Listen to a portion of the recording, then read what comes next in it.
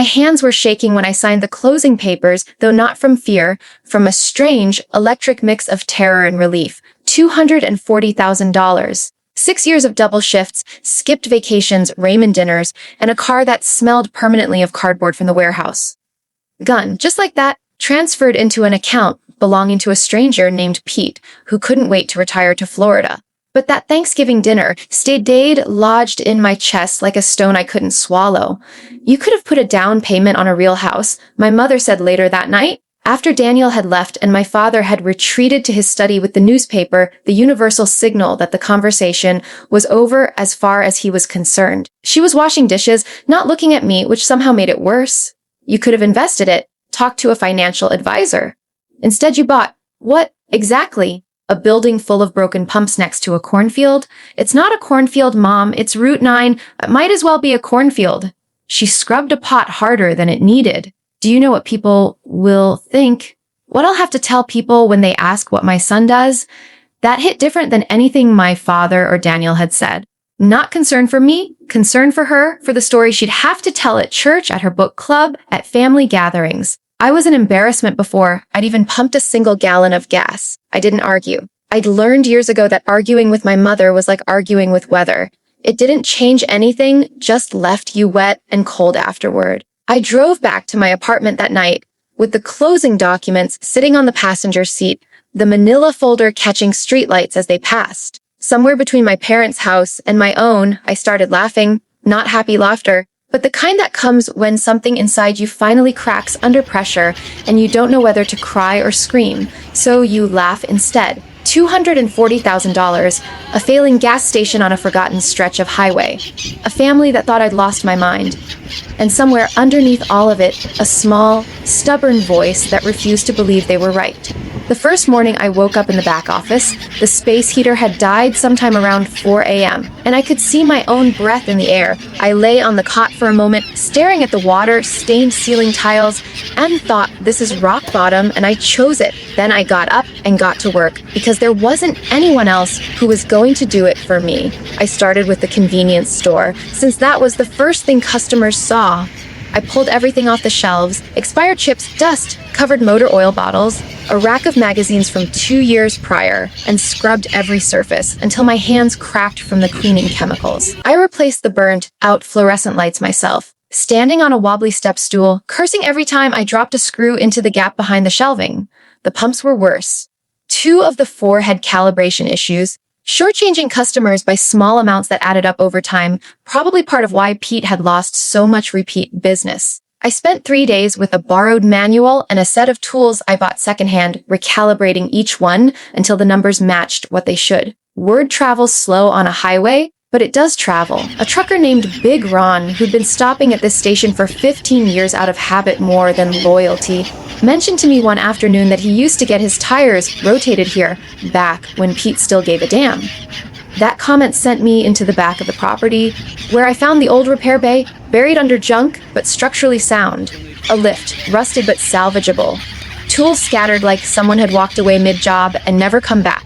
I spent 2 weeks just clearing it out. Then I put up a hand-painted sign to IRS and OL Han SSY Elk IL Swam. The first week, nobody came. The second week, Big Ron brought his truck in for an oil change, mostly out of curiosity, I think. He left satisfied and told 2 other drivers. By month 3, I had a small but steady stream of regulars. By month 6, I'd hired Walt, a retired mechanic with 30 years of dealership experience and 0 patience for nonsense, and together we turned that dusty bay into something that actually made money.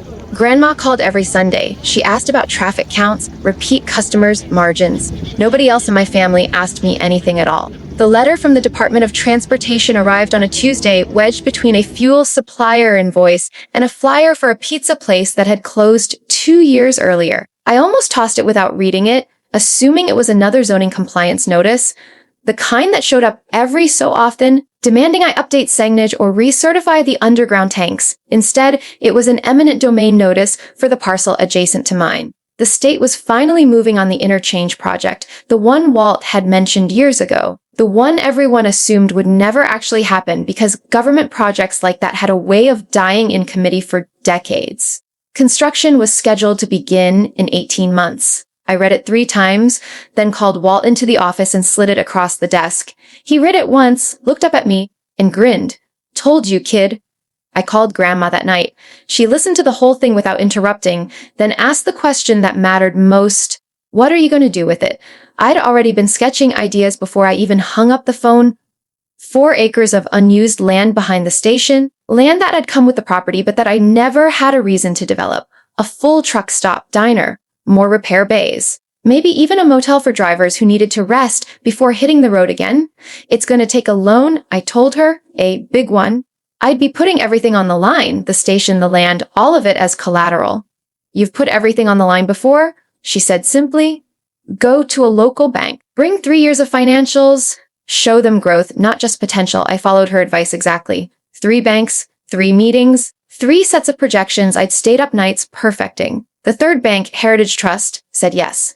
Construction began that spring, for 18 months. I lived on coffee and adrenaline, managing contractors during the day and keeping the existing station running at night. Often sleeping in shifts with Walt, so the pumps were never unattended. When it was finished, I stood in the empty parking lot at 5 a.m., looking up at the new sign going up letter by letter, Siu Elevan Tarville Sientar. 6 months later, the interchange opened. Traffic didn't just increase, it transformed everything overnight, exactly as Walt had predicted all those years before. Grandma passed that winter peacefully in her sleep. At the funeral, my family looked at me like they were seeing me for the first time in years. My mother hugged me, really hugged me.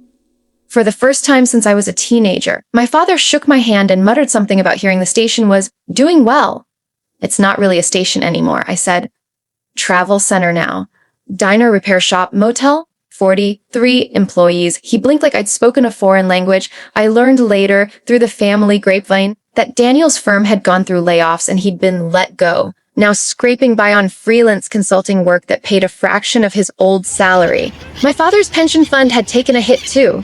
The family that had built its identity around Daniel's success was quietly falling apart at the seams. 8 months later, my mother called.